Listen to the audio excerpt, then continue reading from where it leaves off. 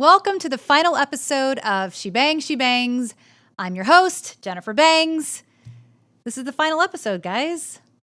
I don't really know what to say. So sit back, grab a glass of anything you want. I will be drinking my TX whiskey right now. And welcome to the final episode of She Bangs, Marriage, Adultery, Texas, and Jesus. She bangs, I'm wasted by the way she moves. No one ever looks so fine. She reminds me that a woman's got one thing on her mind. Welcome back to She Bangs, Marriage, Adultery, Texas, and Jesus, a totally spiritual, equally foul-mouthed podcast about marriage, mistresses, and possibilities. I'm your host, Jennifer Bangs. Well, guys, we've arrived. We're here. It's part 2 of the final episode. It won't be our final goodbye, though, as there is an epilogue. But as far as this 12-year tale is concerned, we are careening towards the end. If you haven't already, please give me 5 stars on whatever podcast platform you're on. If you've made it this far, I've obviously done something right, so please do me a solid and give me some solid stars. Marriage, Adultery, Texas, and Jesus. It all started with a preacher's kid, 12 years before. After 6 months of dating and 1 week after a proposal, the PK's brain was bashed in a jet ski accident. The crash broke his body and a little bit of his mind. But I made the choice to marry my fiancé, not knowing that accident would change his personality incrementally over time. Like a pebble hitting a windshield that starts out as just a little nick and then eventually overtakes the glass until it shatters into a million pieces. That was what happened to the personality and sweet spirit of James, the man I adored and loved and had waited my whole life to meet. Not 2 years into our marriage, James went out, cheated on me, then came home and told me, thinking it'd force my hand to file. I didn't file, and instead created a club called IGTS, I'm Going Through Shit, for women clinking glasses in solidarity for our wayward spouses to come home. And after one very long and painful year, my spouse did. We struggled for years, and then James left me again. I sought comfort in a married New York actor named Robert who was in town for a brief stint doing a show. It was supposed to be a brief affair, but our hearts grew towards one another like candle wax from 2 independent flames, and when my husband got us a second home in my lover's town, the wax spilled over, traveling down and meeting a familiar body of warmth it could now share. Candle wax and broken glass. This was the imagery that filled the pages of my diary as I tried to find words to describe what was going on. It was a tumultuous time. I woke up many mornings, my stomach in knots, over my husband, over Robert, over my son, over my daughter, over the divorce, over money, over auditions, over life. God blessed me with a job working for an old college buddy named Armando, who jetted me all over the world, helping him write luxury and designer books on incredibly famous people. I continued my own writing, not exactly sure where my book on saving a marriage would end now that I was involved with a married man. But I knew I had a story, and I knew there'd come a day when I knew the story was over. I knew there was an ending. Somewhere. So, grab a glass of hope, and welcome to Igots, Episode 10, Part 2. Amen. Amen. Amen. Take me to church, I'll worship like a dog at the shrine of your life. I'll tell you my sins so you can sharpen your knife. Offer me that devil's stuff, good God, let me give you my life. Last episode, we finished with my lover Robert accidentally leaving out his phone and his wife Kate discovering all about me. I knew that kind of knowledge is a sucker punch to your gut, and though I didn't wish that kind of pain on his wife, at least now she would file. Robert didn't have the guts to. I'm sure he was hoping Kate did. I know that's what my husband James had bet on in our marriage years before when he left me. Well, James had bet wrong. And after me standing and praying for a year, he finally realized what a fucking gold star of a wife he had that he came to his senses. But nothing about Kate made me think she was a fucking gold star of a wife. My impression was she saw Robert as a placeholder of husband in her life. And as long as he held that title, well, that was good enough for her. So maybe that explains why when Kate received the news that Jenny, the bare-chested chorus girl from Texas, had been sleeping with her husband for well over a year, it didn't affect anything. I guess if you're not having sex with your husband to begin with, him moving into the attic doesn't change much. I guess if you're not spending much one-on-one time with him spending time with someone else doesn't make much of a dent either. Not to say that I thought Kate would be cool with me, but I did expect a few fireworks when she found out. But there didn't even seem to be a spark. She nor Robert made any kind of legal move. I didn't like it, but I certainly wasn't in any position to force Robert's hand. I was still married. So we found ourselves in this strange land of everyone knowing what was going on, but everyone kind of just staying in it, like in quicksand, unmoving, for fear you'll be sucked down faster if you try to do anything about it. Christmas rolled around, and being that James had the kids for the holiday, and being that I knew Robert wasn't going to spend it with me, Armando and I traveled to Seoul on Christmas Eve. We were writing a book on Miss Kim, the gazillionaire Korean who bought and rebranded the German leather goods line MCM, making it a global name. Guys, I was fancy, I'm telling you. Armando and I were gone a week. On New Year's, I came back to New York, jet-lagged and wiped, crashing alone in my apartment. Hours later, I was awakened by an incessant door buzzer. It was Robert. All his stuff was in his car. He'd found a sublet in Queens and was on his way there. He'd moved out. He'd left his wife. He'd done it.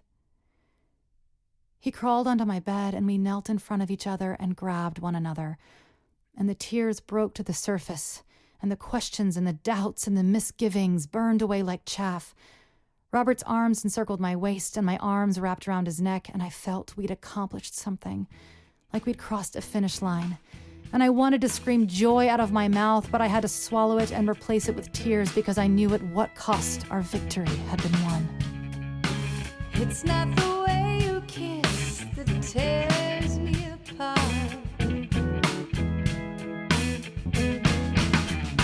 Many, many, many nights go by. I sit alone at home and cry over you. What can I do? 'Cause baby, it's you. Baby, it's you. Oh, it doesn't matter what they say. I know I'm gonna love you any old way. What can I do without you? Don't want nobody, nobody. Baby, it's you. Oh, baby, it's you. The next month was my birthday. Robert bought tickets to Sleep No More, an immersive environmental theater piece that takes place on all floors of the McKittrick Hotel, originally built in the 1930s to be New York City's premier luxury spot, but whose opening was halted by World War II. There the structure sat vacant for 70 years until a performing arts troupe from England brought Shakespeare's Scottish tragedy to the forgotten hotel. The show is told in movement and dance through a film noir lens. It is a very sexy show. There's a bar on the roof deck, and somewhere inside the building is a restaurant filled with 1930s subway cars where you can sit and have dinner or drinks. And this is where Robert took me after the show. I just experienced 2 hours of sheer theatrical delight, and Robert had more. We sat down in the boxcar, and he pulled out a ring box. He had asked my ring size a few months back, but as Christmas had come and gone, my anticipation had waned, and I'd forgotten about it. He said it wasn't an engagement ring, but he was smiling, and I was giddy. I opened the box, and inside was an antique amethyst wedding ring. It was a long rectangular purple stone with a small round diamond in the center, set in an Art Deco 1930s white gold band. It was his great-aunt's ring that she'd given him 7 years before in her deathbed. He said he felt sad when she'd given it to him because he didn't have anyone to give it to. And that was weird because Robert had a daughter he could have given it to, and he also had a wife who was born in February, just like me, with the same birthstone. But Robert knew the ring wasn't for his daughter, and it wasn't for Kate. He held on to it for years, not really sure why. Then he met me, and though the ring had been crafted long ago, it suited me perfectly, like somehow it was always meant for me. I have long, slender hands, so the long, rectangular stone looks lovely. And it was given to Robert, for me. I slipped it on my right hand. It was and is the most beautiful ring I'd ever seen. A couple weeks later, my overpriced, worthless divorce attorney called and said I needed to come in for mediation. I told her, no way, I didn't want to mediate, I wanted to go to court. My attorney said I had to try mediation first, that was part of the process, and that I had to do it in person. I don't know if she was full of it, but I booked a flight to Texas for a bullshit meeting to see my bullshit soon-to-be ex. I was irritated, but also jarred. I'd begun to notice that for about 2 weeks before I ever had to see James, I would start getting anxious, nervous, jittery. And these unsettling feelings would continue until a week after I saw him. It took me a while to figure out why I was such a wreck for seemingly random periods of time, and then it finally hit me one day. I get like this before I have to see James. So, needless to say, I was on edge the night before I had to see my husband for a mediation. I opened my Bible to gain some encouragement. I found myself reading Isaiah 41. Do not fear, for I am with you. Do not be dismayed, for I am your God. I will strengthen you and help you. I will uphold you with my righteous right hand. You will look for your enemies, but you will not find them. Those who wage war against you will be as nothing at all, non-existent. And when I got to that last part, I felt like the lines were jumping off the page. I felt this internal voice almost saying, I am talking to you, Jennifer. This is for you. These aren't just some nice Bible verses. I'm talking to you right now. And I found it so odd, these verses about going to battle and your enemy not even being there. What did that mean? I arrived at mediation 9 a.m. sharp, but James nor his attorney were there. I was ushered into a private room, and my lawyer waited in the lobby. After 20 minutes, she came in and said James and his attorney had gotten lost, or they got the time wrong. I don't remember, but they were late. So I sat in this room by myself reading a play about a woman who goes crazy. After a while, my attorney came in and said James and the lawyer were there, but they never came into the room where I was. My attorney just kept coming in and out, and then the mediator would come in and say stuff and then leave. Back and forth it went all day. I had no intention of settling. I was just there to get this part done so we could go to court. Then after a few hours, the mediator came in and said, here's where we're at. James will give you all the money in this one account, but he's not going to give you alimony nor child support.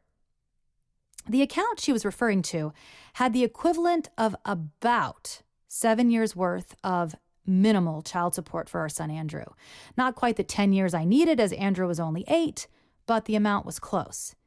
And my attorney was like, look, you can keep trying to find the hundreds of thousands of dollars he's stolen and spend more on fees to me, and we can go to court and try to get more, or you can take this little chunk of change and call it a day. I'd spent the last 2 years poring over documents and financials and hiring a forensic accountant and reaching out to every single person who had anything to do with James financially, and had come up with nada. I knew James had money, but I couldn't prove it. I couldn't find where it was. It was going to cost tens of thousands more to hire another forensic accountant to see if he could find anything, and I'd already spent over $50,000 on the divorce at this point. And based on how abysmal court had been thus far, I knew taking this one account James was admitting to was probably the best I was going to get for now, if ever. In addition, James was also calling for a parent trap scenario, where one child lives on one coast and one lives on the other, and neither home has much to do with the other. Apart from the one account he agreed to give me, he would take no part in providing for his son. And when I heard the words that he wasn't going to give child support, a jolt exploded in my heart. You just wrote off your son, you horrible, horrible man. You millionaire won't pay a dime to your only son. Go ahead, because you will have to look Andrew in his eyes one day and either lie or cop to the fact that you completely financially washed your hands of him. And that jolt I felt calmed and settled in my heart, and I was like, yeah, I agree. So my attorney left the room, and a few minutes later came back and said, "It's finished. You can leave." "Am I divorced?" I asked. "We have to file the paperwork, but yeah, you're done." And I walked out of the building, and the words of Isaiah 41 rang through my head. "You will look for your enemies, but you will not find them." I sat in that room for 4.5 hours that day and never once laid eyes on my husband, who was only several feet away, behind some drywall. I flew back the next morning and walked in the door of my apartment where my friend from Texas was crashing at my place. He was also watching Andrew while I was gone. "How'd it go?" Monroe said. "Oh my God," I stammered. "I just got divorced." And my friend jumped up from the couch and laughed and hugged me and said, "Well, what do you want to do today?" And I said, "I want to go to Roosevelt Island. I've never been there." So my friend Monroe and I took Andrew to Roosevelt Island, and we walked around that creepy sliver of land over to the hollowed-out children's hospital that sits gorgeous and old on the island. And at one point, my son ran over to run through some pigeons, and I watched him and thought, he's mine. He's all mine. James gave him up yesterday. And my friend snapped a shot of Andrew and me standing in front of the gorgeous and old hospital, and the picture still hangs in my home today as a reminder of the day I got my son all for me. It was bittersweet, for, on one hand, I loved Andrew so much and didn't want him influenced by such a shitty dad, and on the other hand, it broke me knowing that this little boy's father wanted nothing to do with him at all. 4 months later, Kate filed. I was in Europe with Armando. We just left Paris, having worked with Louis Vuitton on a new book, and had flown to Sicily to attend a friend's wedding for the weekend. Robert called to tell me the news. It was really happening. Both of our marriages were officially ending. It was surreal, jogging along the Italian coastline and thinking I'm becoming less and less a mistress, and more an actual legitimate girlfriend, and hopefully someday again, a wife. 2 months later, Armando and I traveled to LA to work on Kim Kardashian's book, Selfish. I was fancy, y'all. While in LA, I got to spend some time with my daughter, Bibi. This was clutch because I rarely saw or talked to 6-year-old Bibi anymore. James had cut off any connection I had to her. I'd be in touch with her school only to find out he transferred her. I talked to one of the sitters and then James would fire the sitter. I'd connect with Bibi's therapist and then would never receive a call back. Over and over, James would sever any ties I had with my daughter.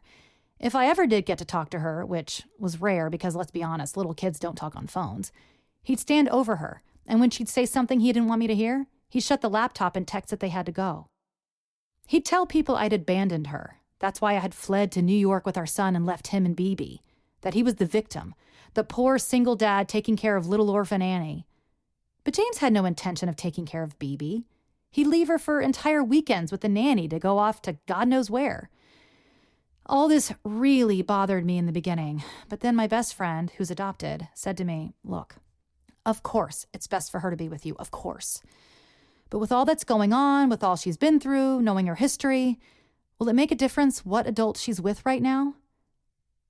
The one benefit of Bibi being adopted was that James's shit would bounce off her. She didn't let much get to her because she didn't let people get to her. The situation reminded me of M. Night Shyamalan's movie Signs, where when, spoiler alert, Mel Gibson curses God because the aliens have poisoned his son's lungs and he thinks he's going to die. Then, when he doesn't, Mel realizes it's because his son has asthma and his lungs had closed before the poison could get in. God knew all along what made the son weak would save him in the end. And I felt like that with Bibi. Because she had this thing that had inhibited her, attachment disorder, it might also be the thing that would save her from attaching to a bad man. And my prayer was that someday, maybe I could have both kids under one roof. But for now, she had this condition that maybe would protect her from the harm floating around. On the eve before heading back to New York, I met up with my old Igget's girlfriends from our IGTS group back in the day. It had been 5 years since we'd all been back together. Gabby, Beth, Lee, and I. The girls looked amazing. We always did. We were hot 30 and 40-year-olds that glowed despite our husbands' idiot ways. Gabby was the one with the professor who'd confessed to 5 years of affairs with his college students. Gabby was torn whether or not to kick him out. She never did. They decided to start over and move to North Carolina, where Gabby was from. Beth was the one with an adopted child and who had to get a job at Trader Joe's since her husband bankrupted them. After 7 years, they eventually divorced. Beth recounted that 2 months prior to this reunion, she was out with friends one night and had thrown up her hands in laughter and banged her brown zirconium ring her ex had given her on the chair behind her. It shattered into 1,000 pieces. When she'd gotten home that night, she saw on Facebook that her ex-husband had gotten married that day. Lee was the one with the husband shacking up with his Swedish fiancée, even though he nor Lee had ever filed for divorce. 4 years prior to this reunion, while his fiancée was back in Sweden, Lee's husband called up Lee late one night, lonely. Lee had gone off birth control long before and didn't own any condoms, but they weren't too worried as Lee was well into her 40s. Well, Lee got pregnant and a month later asked her husband to lunch to tell him. His response? I've been asking God for a sign what to do, and I guess this is it. So Lee's husband immediately left the Swede and moved back in with his wife and their 2 kids and the third on the way. It had been 3 years since the little one was born. I got something in the mail today, Lee said as she rifled through her purse. I got this right before I came over here. Lee pulled out a letter and read it to us. The letter was from the Swede her husband had lived with 4 years before. The letter was an apology, a concession that Lee's husband had been Lee's all along. We all sat there stunned. A mistress writing a letter of apology after the husband returned to his wife? Years later? My mind traveled back 8 years to our first meeting when we were all so desperately hurt. I thought of all the years we had prayed for each other, our husbands, even their mistresses. The wrung hands, the words of strength, the glasses of wine. Years and years and years of hoping for one another. And here was Lee with not only an impossibly happy ending, but an apology from the woman who turned her world upside down. The girls then turned to me and asked how I was. I was delighted to share that my heart had found love again. Has he ever been married? Beth asked. Well, technically he's still married, but they're separated, I said. He's moved out and she filed for divorce a few months ago. There was silence for about 1 second. And then you know those fireworks I'd expected from Kate? I got them here. He's married? Jen! How could you? I explained Robert and Kate's separation was mutual, as was the divorce proceeding. I also explained that since we'd all fought so hard for our marriages, I knew what to look for, and Kate was doing none of it. Jennifer, Lee yelled, how do you know? How do you know she's done with the marriage? Did you talk to her? How do you know she's not fighting? None of our husbands' mistresses knew we were, and just because he moved out doesn't mean she's done. Did she tell you she's done, or are you just getting this information from Robert? You think you know, but you don't. Lee's words horrified me. She was right. Moments before, we had been celebrating a mistress turned ex-mistress, and here I was wanting support and celebration that I had found love, while being the college student or the Swede or the Canadian. My friends were right. How could I know? I returned back to New York, their words haunting me. 3 months later, my divorce was finalized. I received the signed and stamped papers in the mail. Up until now, I had never told my son I was dating Robert, and because Robert worked on Broadway, I wouldn't see him until well after my son went to bed. But the day I received those papers, I told Andrew that his daddy and I were officially divorced, and that Robert and I were going to start dating. Andrew's eyes lit up. Does this mean I'll get to have a stepdad? I was shocked. I'd always heard kids never wanted their parents to get remarried, holding out hope their parents would work it out. And here was Andrew excited about the prospect of a stepfather. And that surprise I felt was followed by a twinge of sadness that is how father-starved my boy was, that he'd be happy even with a stepdad. It was such unique timing that the day I got the official divorce papers in the mail, Andrew and I were already headed to the airport to spend a few days in Cleveland where Robert was doing a show. We had a great trip. Me getting to hold hands with Robert in front of my boy, and me getting to take my son to Cedar Point, the greatest roller coaster park in the world. After our trip, a friend from church said she wanted to throw me a divorce party. I thought divorce parties were tacky, so I agreed, as long as we could call it Jen's super tacky divorce party, which we did. People showed up wearing tacky clothes or bringing tacky appetizers. One friend brought Spam. We held the party in my friend's midtown apartment, and to cap off the evening, we all progressed upstairs to the rooftop. It was a glorious view as we looked over the red glow of the New Yorker neon sign standing tall in the building next door. We could see the whole city. I'd brought a bouquet of helium-filled balloons and, inspired by the Thailand Lantern Festival, told everyone to write a message on a balloon. It could be something good you wanted to release into the air, or it could be something bad you wanted to let go of.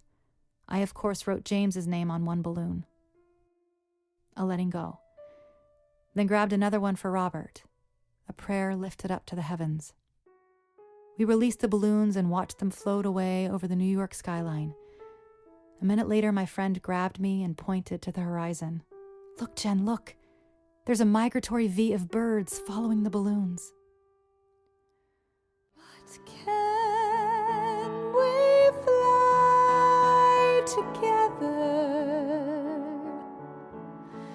A migratory V.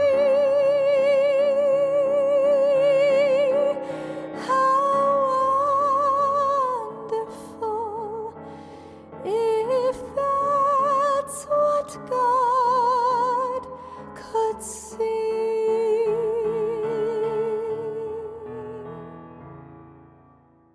Is it possible Robert and I could fly together? His kids, my kids, trailing in a V behind us. Could God bless that? I know having an affair is wrong, but could God see how much Robert and I loved one another? How wonderful if that's what God could see.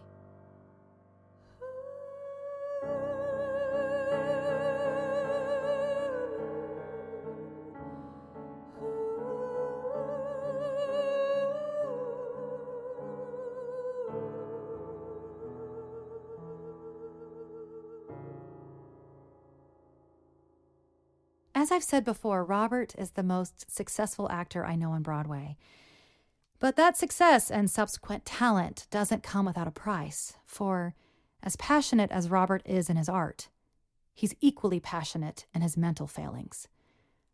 I say mental failings to cover a wide range of issues. Robert has struggled with depression his entire adult life, and his depression is the mean kind, not the sullen kind. He's also paranoid at times, suicidal at others, just a mess of a man. And because he was going through a divorce of his own, knowing he was the cheater, I think he was also racked with guilt. I knew Robert loved me, but I think he also carried a deep disrespect for me, the woman who'd adulterated his marriage. And this disrespect was evidenced when we'd get in a fight and he'd tell me I'd ruined his life, or attack my character, or dismiss me and not come over or call. But then the next morning, he'd leave a voicemail singing, "Your body is a wonderland," or come over and make love to me and tell me how much he loved me and how messed up he was chemically. And I would be reeled back in, caught, floundering for air. It was very Jekyll and Hyde, a part, not ironically, he's played all over the world.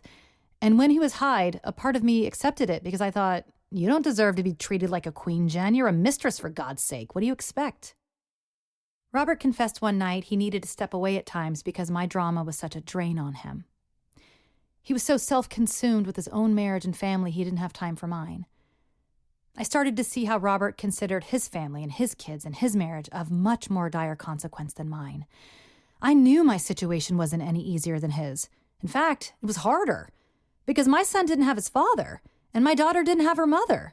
Technically, she didn't have 3 of her 4 parents, and I didn't have much income.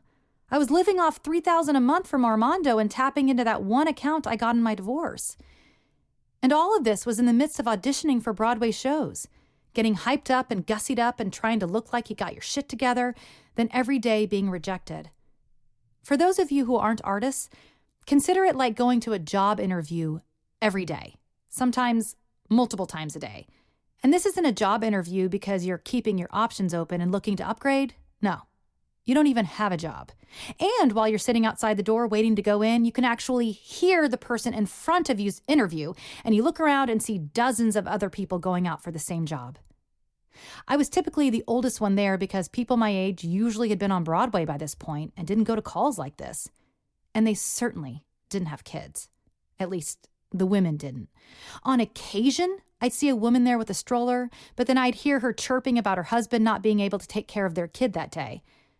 I could be wrong in this, but I don't think there are many single moms auditioning for Broadway. I can't think of one. So, yeah, it was a grind and soul crusher going out for these auditions.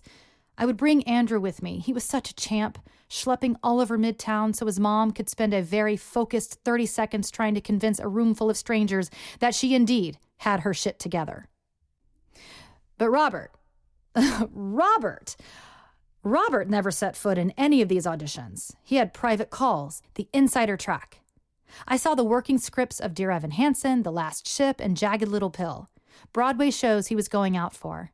I'd work through the material with him, break down the character, help him learn his lines, and then I'd pop over to the singer's call and get half a minute in a room with people who looked me over, not knowing I was the girl who helped prepare the guy they'd be casting as their lead.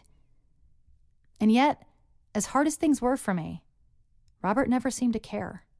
Or maybe he couldn't think about it. Maybe it was too much for him. I don't know. But he was never concerned for me or my situation. Only his. I began to sniff his self-absorption. But I was so in love that I didn't see it that way. I'd fallen in love with a man very, very different than my husband. But how I reacted to men I was in love with wasn't any different. I knew how to reach out in grace and love. I knew how to put my needs aside and focus on the other person. I knew how to forgive and power through. I'd done it as the wife, and now I was doing it as the mistress. And once again, I found myself in a place of reaching for a man and him not really being there. But because I'd seen the impossible, James leaving me, then coming home, Lee's husband leaving, then coming home, Gabby forgiving her husband and letting him stay home, because I had witnessed and experienced great healing in the midst of what seemed utterly destroyed, I held buckets of hope for Robert. I knew Robert was emotionally volatile, but that didn't deter me. It spoke of his passion. I knew he was often horribly mean to me, but then he'd pierce me with such powerful insight into my heart that I'd cling to that. And as much as he'd get heated at times, he never left me. He always stayed. Despite my longing for Robert, my Igot's friend's words still rattled in my brain. How do you know, Jen? I started asking more questions about Robert and Kate's conversations and the progression of their divorce. And this time, every time I inquired, it sounded more and more like maybe she was wanting to save the marriage. She was being oh so nice to Robert despite their divorce almost being finalized. I couldn't understand why a woman would be nice to her philandering husband in the middle of a divorce she started unless she wanted to stay in the game, unless she didn't want it to end. And if that was the case, I couldn't stand in the way of that. But I also wasn't going to walk away if she didn't want him. The only way to find out would be to ask her. I'd bridged that gap between wife and mistress before when the Canadian kept contacting James and I wrote her. Maybe it was time to do it again. Roles reversed. I reached out to my Igot's girls and another friend who had cheated and also been cheated on by her husband. I thought getting multiple opinions from different women would clarify if I should say anything to Kate. All four responded with yes. It was varying degrees of yes, but none of them said I shouldn't do it. I mentioned to Robert I was thinking of writing his wife. He became enraged. Under no circumstances should I write her, that nothing I had to say would she want to read. I told him he didn't know what I was writing. He didn't care. He said not to send it. We ended the conversation with me saying I wasn't going to send it necessarily, but that I was considering it. I drafted a letter. I said it was my understanding that Robert and her separation and upcoming divorce was mutual. That I had been cheated on by my husband, and if she still wanted to stay married, I would back out of Robert's life forever. And before I mailed this letter, I knelt on my bedroom's hardwood floor and found myself back on the wooden hospital deck after James's head injury. When the world seemed to stop and I knew I had a decision to make, a decision that would alter my life forever. Would I marry James even if he was crazy? Yes, I would. If Kate responded to my letter to go away, would I leave? Yes, I would do that too. I mailed the letter. I never heard back. But days later, Kate texted Robert that I had written her and that he couldn't see the kids for a while. And in the most ironic twist of events, Robert left me. So that's it. It's over. You're just gonna up and go. Don't give me that look like I should feel sorry for you. 'Cause you can just carry on. But you don't know how hard this hit me. You know, I think the hardest part is knowing that you loved me first, before I even saw you or made sense of us. Still, off you go, off you go.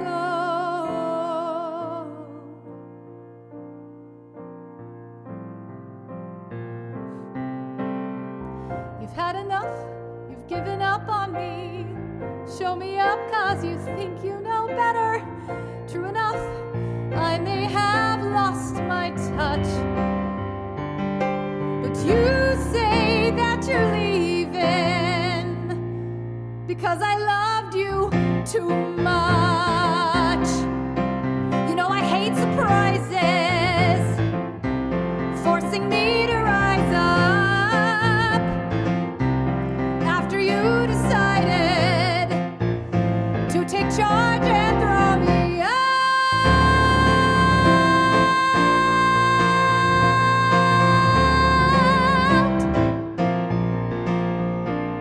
So what happened to working on the things that were broken? I'll just sit with this hurting while you run away.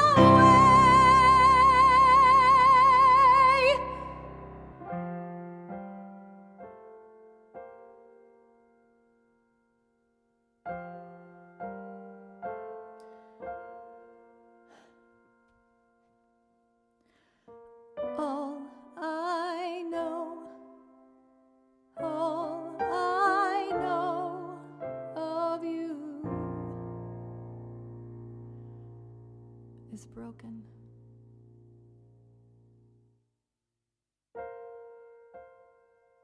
My letter to Kate was the most sacrificial thing I could do. I know I don't get any gold stars. Clearly, sleeping with a married man is wrong, but I try to fix what I broke. I knew it was probably too late, but when I caught a whiff that maybe their marriage ending wasn't mutual, I was willing to go away and took steps to do that. They got divorced. She didn't do anything to stop it. But I don't get the impression she wanted it. And here is what I want to say to Kate. Girl, you had him. You had him if you wanted him. He would have come home. I watched him sob over his infidelity. I watched him sob over leaving your kids. I watched him talk about how pretty you looked that day at the pool. All he needed was you to remind him of what he was losing. But the guilt trips and the cold shoulders and the manipulative and punitive behavior only pushed him right back to me. You didn't remind him of what he'd be missing. You showed him what he wouldn't have to deal with anymore. That isn't what fighting for a marriage looks like. It looks like laying down your life and shutting your mouth and stuffing your feelings and washing your face and putting on clean clothes and looking like you got your act together and reserving your hurts and what you really want to say for another day.